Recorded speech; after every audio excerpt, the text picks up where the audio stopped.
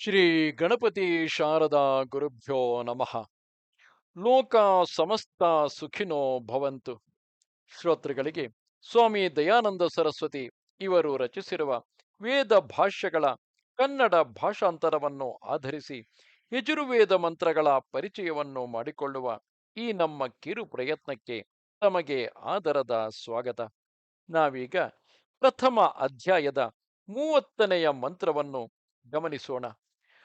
ಆದಿತ್ಯ ಎಂಬ ಈ ಮಂತ್ರದ ಋಷಿ ಪರಮೇಷ್ಠಿ ಪ್ರಜಾಪತಿ, ಯಜ್ಞ ದೇವತೆ, ನಿಚೃತ್ ಜಗತಿ ಛಂದಸ್ಸು, ನಿಷಾದ ಸ್ವರ. ಮತ್ತೆ ಆ ಯಜ್ಞವು ಯಾವ ರೀತಿ ಇರುತ್ತದೆ ಮತ್ತು ಏನು ಫಲವನ್ನು ಉಂಟು ಮಾಡುತ್ತದೆ ಎಂಬುದನ್ನು ಈ ಮುಂದಿನ ಮಂತ್ರವು ಉಪದೇಶಿಸುತ್ತದೆ.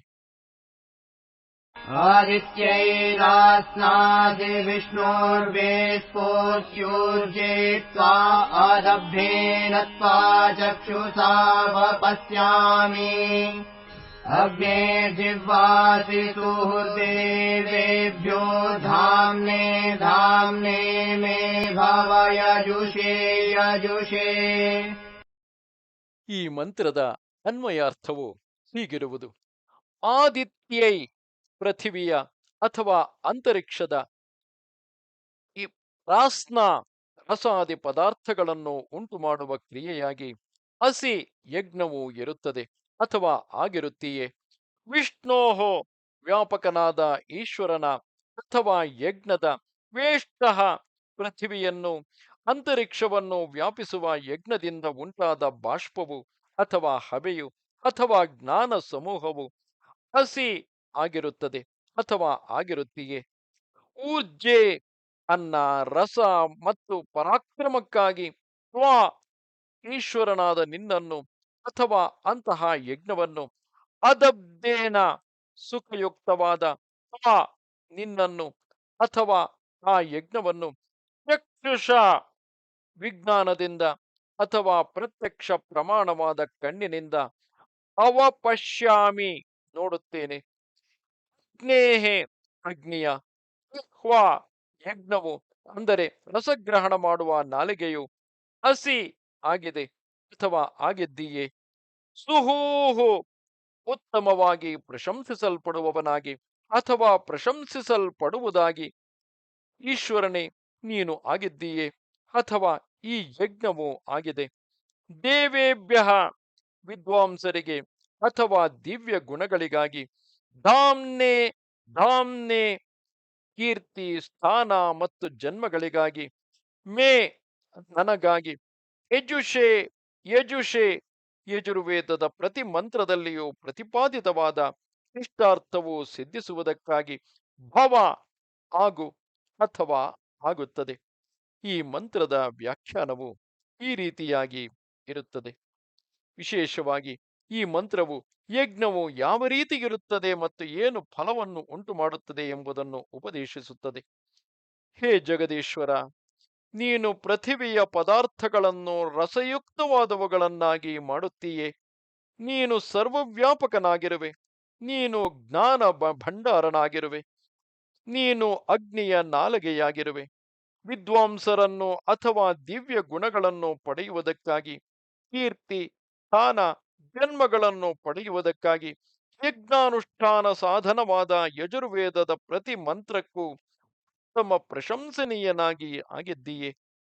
ಇಂತಹ ನಿನ್ನನ್ನು ನಾನು ಸುಖಯುಕ್ತವಾದ ಕಣ್ಣಿನಿಂದ ಅನ್ನ ರಸ ಮತ್ತು ಪರಾಕ್ರಮಗಳನ್ನು ಪಡೆಯಲು, ಪೃಥ್ವಿಯ ವಿದ್ವಾಂಸರನ್ನು ಅಥವಾ ದಿವ್ಯ ಗುಣಗಳನ್ನು ಪಡೆಯಲು ಮತ್ತು ಕೀರ್ತಿ ಸ್ಥಾನ ಜನ್ಮಗಳನ್ನು ಪಡೆಯಲು ಹಾಗೂ ಯಜುರ್ವೇದದ ಪ್ರತಿ ಮಂತ್ರದ ಜ್ಞಾನವನ್ನು ಪಡೆಯಲು ಉತ್ತಮವಾಗಿ ನೋಡುತ್ತೇನೆ. ಸರ್ವವ್ಯಾಪಕನಾದ ನಿನ್ನನ್ನು ನಿನ್ನ ಕೃಪೆಯಿಂದ ನಾವು ತಿಳಿಯುವಂತಾಗಲಿ. ಎಲ್ಲೆಡೆ ನೀನು ನಮ್ಮಿಂದ ಪೂಜಿತನಾಗು ಎಂಬುದಾಗಿ ಮೊದಲ ರೀತಿಯ ಅನ್ವಯಾರ್ಥ. ಇನ್ನೊಂದು ರೀತಿಯಲ್ಲಿ ಈ ಯಜ್ಞವು ಅಂತರಿಕ್ಷವನ್ನು ರಸಯುಕ್ತವನ್ನಾಗಿ ಮಾಡುತ್ತದೆ. ಯಜ್ಞದಿಂದ ಉಂಟಾದ ಹಬೆಯು ಭೂಮಿ ಮತ್ತು ಅಂತರಿಕ್ಷಗಳನ್ನು ವ್ಯಾಪಿಸುತ್ತದೆ. ಯಜ್ಞವು ಅಗ್ನಿಯ ರಸಗ್ರಾಹಕವಾದ ನಾಲಿಗೆಯಾಗಿದೆ. ವಿದ್ವಾಂಸರನ್ನು ಸದ್ಗುಣಗಳನ್ನು ಪಡೆಯುವುದಕ್ಕಾಗಿ ಮತ್ತು ಕೀರ್ತಿ ಸ್ಥಾನ ಹಾಗೂ ಜನ್ಮಗಳನ್ನು ಪಡೆಯುವುದಕ್ಕಾಗಿ ಯಜುರ್ವೇದದ ಪ್ರತಿ ಮಂತ್ರದಲ್ಲೂ ಅತ್ಯಂತ ಪ್ರಶಂಸನೀಯವಾದುದಾಗಿದೆ.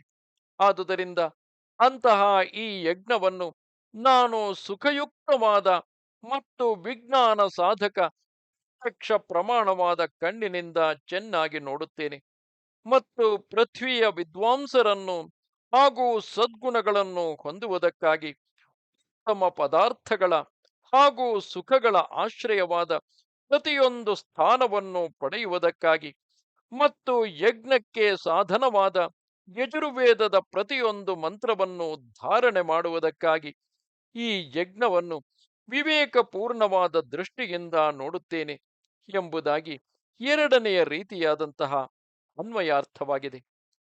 ಒಟ್ಟಿನಲ್ಲಿ ಈ ಮಂತ್ರದ ಭಾವಾರ್ಥವು ಹೀಗಿರುವುದು: ಜಗದೀಶ್ವರನು ಪ್ರತಿಯೊಂದು ಪದಾರ್ಥದಲ್ಲೂ ವ್ಯಾಪಿಸಿದ್ದಾನೆ.